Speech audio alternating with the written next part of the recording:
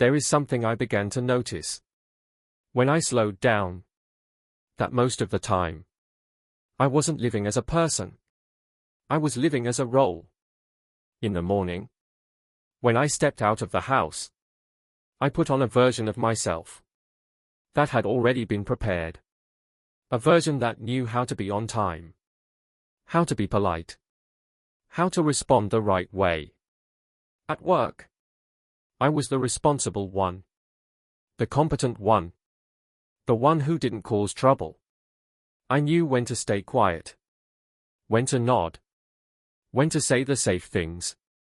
I was an employee, a colleague who was easy to work with, someone who didn't get in the way.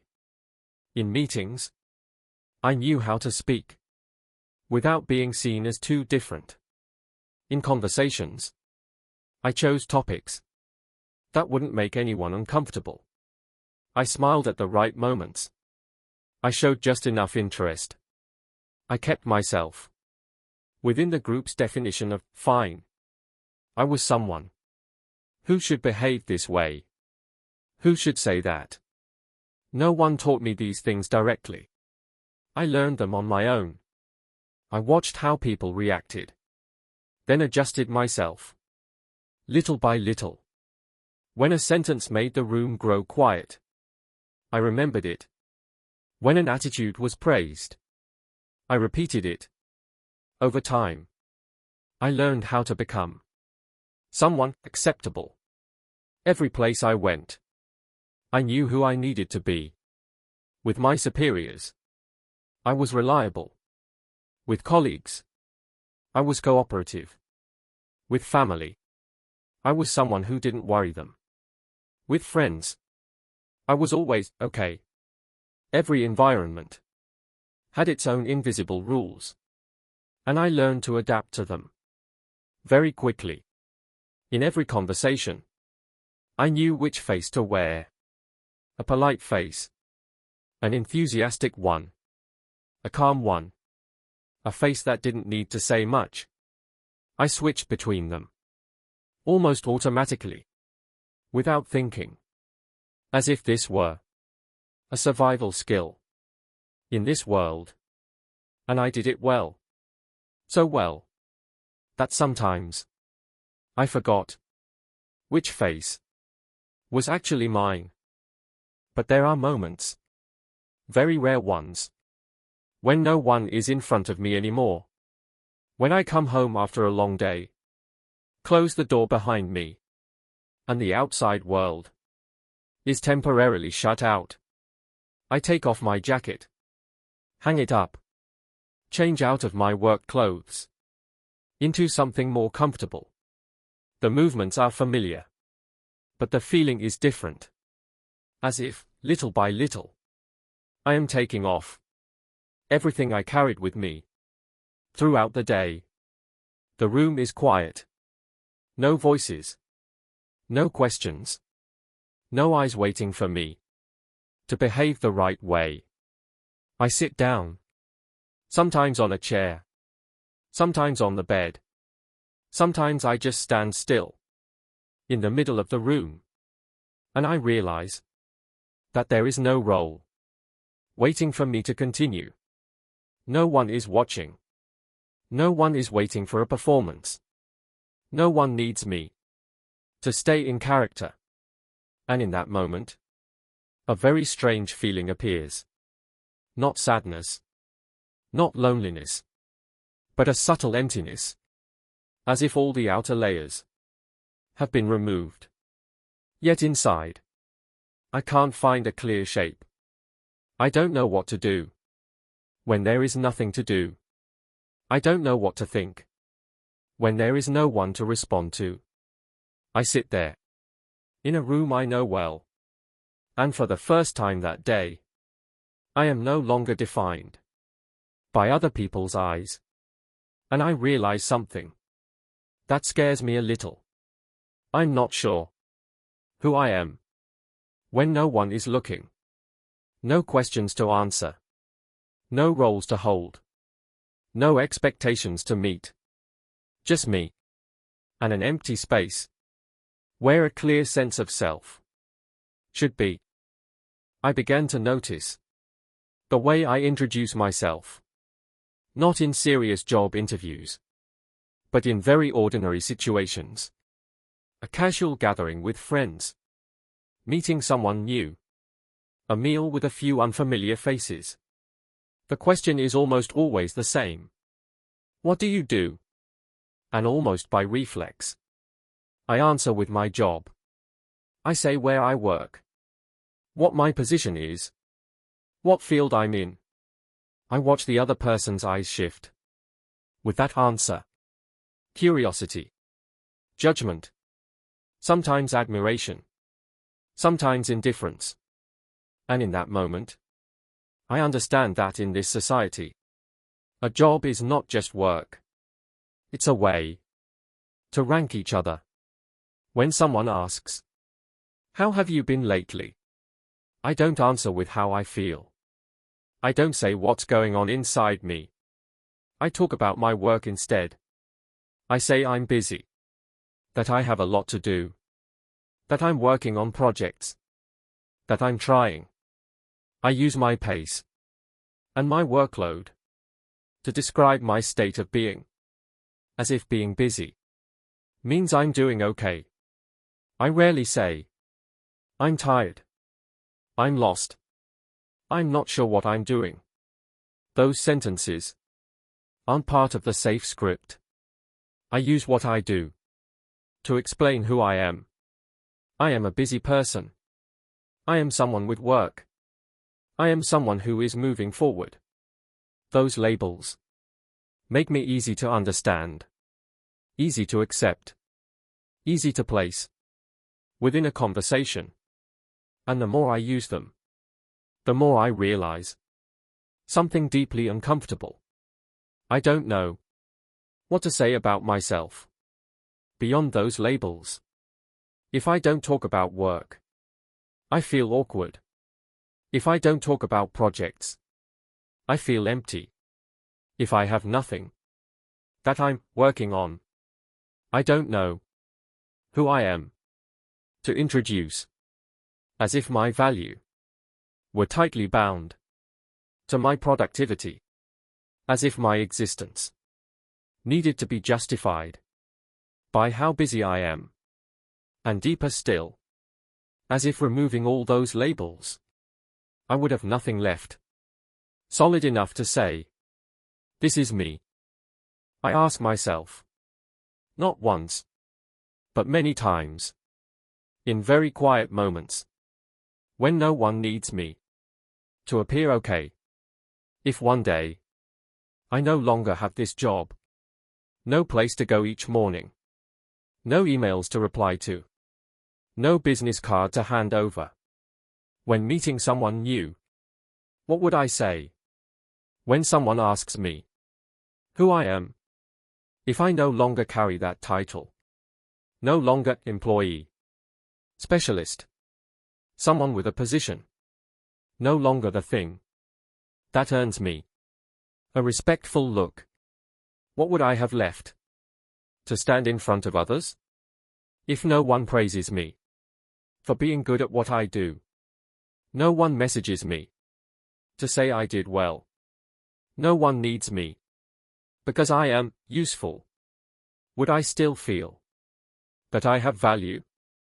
Or would I feel lost because I've grown used to being seen through what I produce? What kind of person remains when there is nothing left to prove? Would I still know what I like and dislike after spending so long just trying to meet expectations? Would I still know who I am after so many years being called by my role? I don't ask these questions because I'm afraid of losing my job. I ask them because I'm afraid of losing myself. If one day the things defining me disappear, and I'm beginning to understand that maybe what exhausts so many people isn't the work itself, but the constant effort to hold on to an identity in order to be seen, as valuable. Expectations are subtle. They are rarely stated outright. No one tells you directly how you must live or who you must become.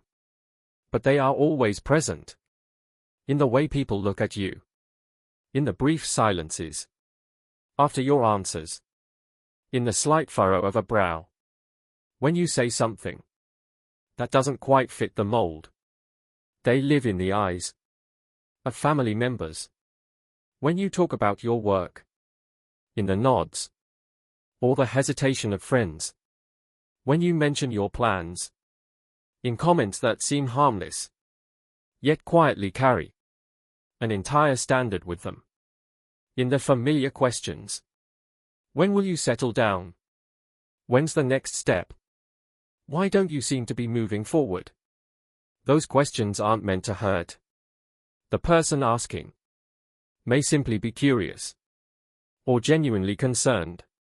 But every time I hear them, I feel as if I'm being placed against an invisible measuring stick, one where my life is compared to some proper timeline. And when my answers don't align, unease begins to grow. I start explaining. I start justifying. I add phrases like, "It'll come eventually. I'm taking it slow. I'm trying." Gradually, I stop living by what I feel. I live to avoid disappointing anyone.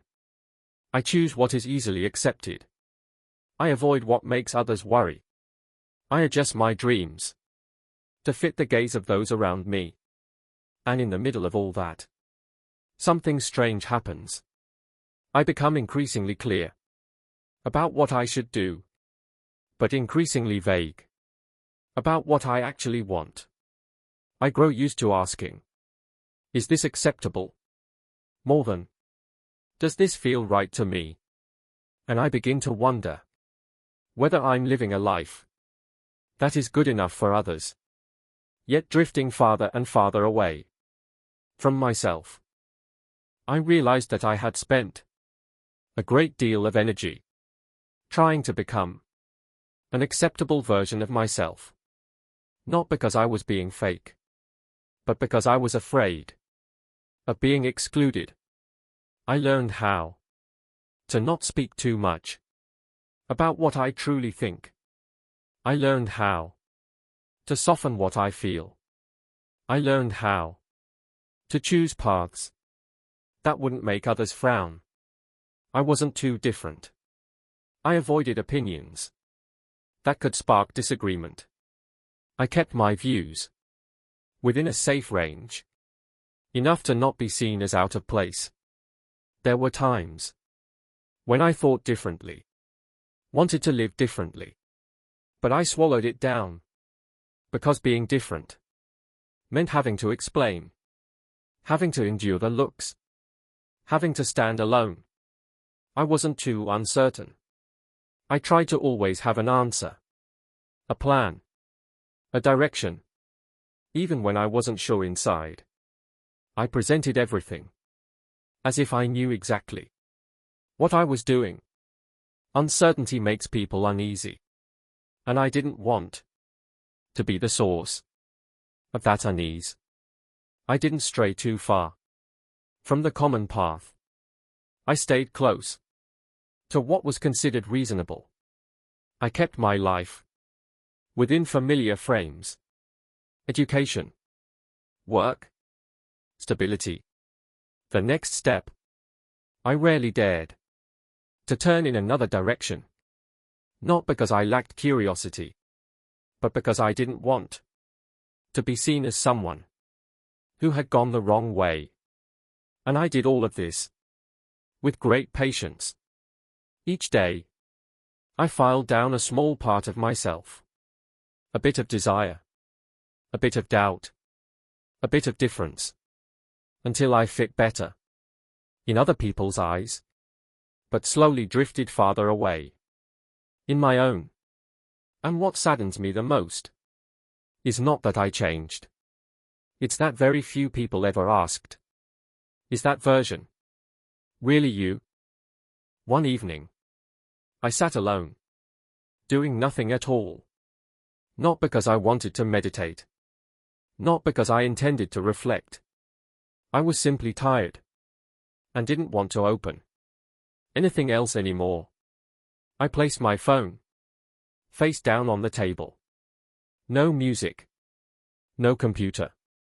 The room was so quiet that I could hear the ticking of the clock and the distant sound of cars on the street.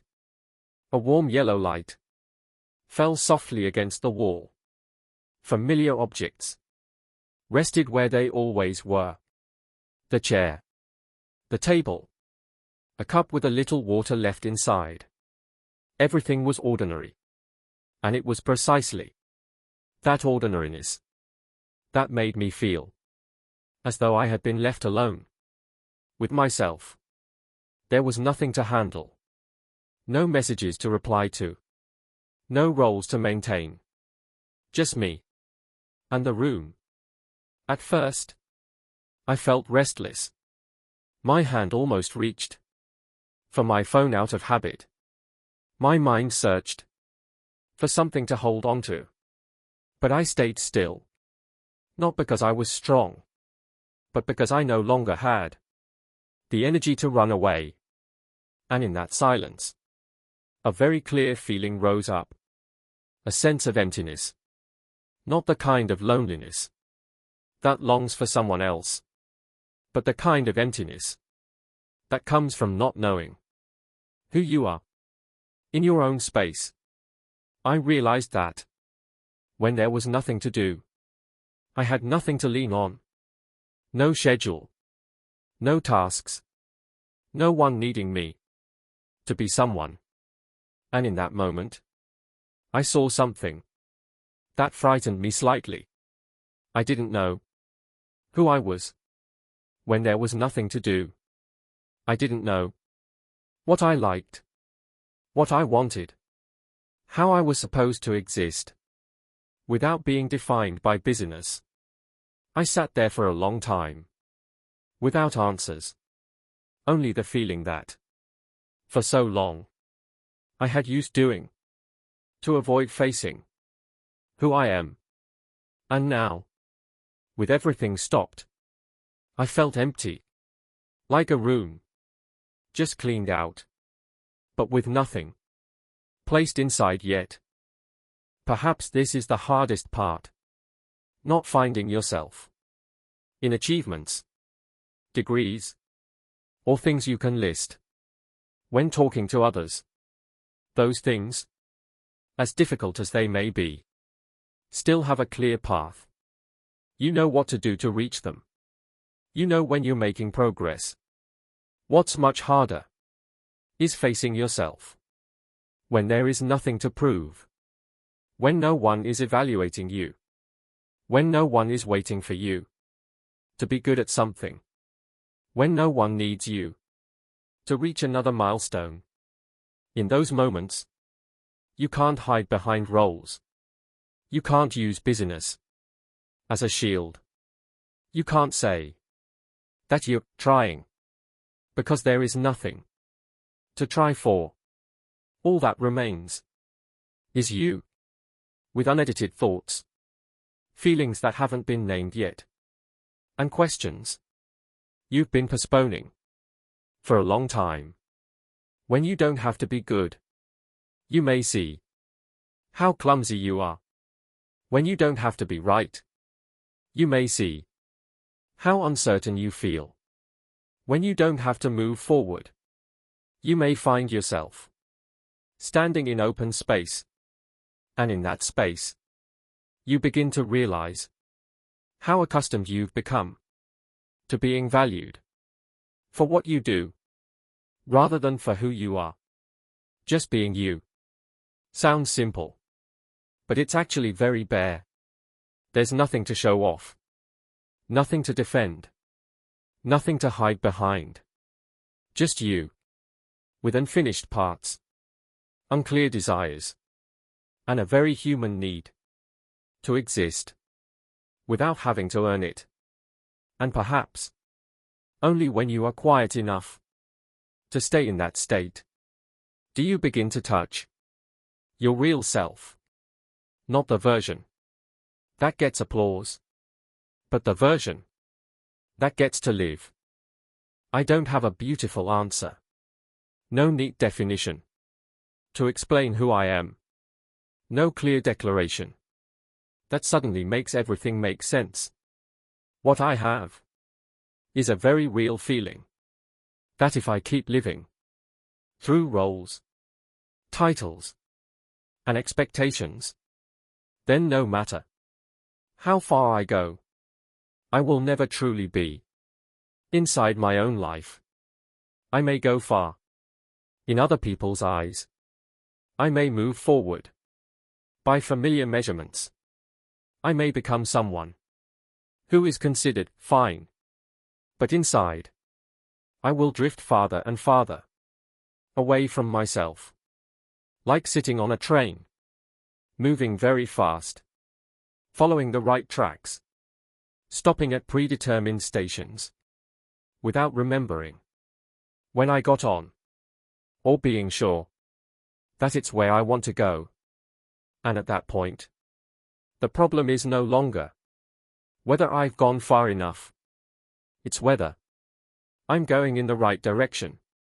So perhaps the most important questions aren't, what do I do?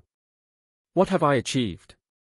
Because those questions only measure your position within a system. The much harder question is this: when no one is watching, when no one is waiting for you to prove anything, when there are no eyes to please, do you still want to be yourself? And if the answer is unclear, perhaps the problem isn't that you're lost. Perhaps you are simply moving very seriously, very diligently, along a road that was never yours.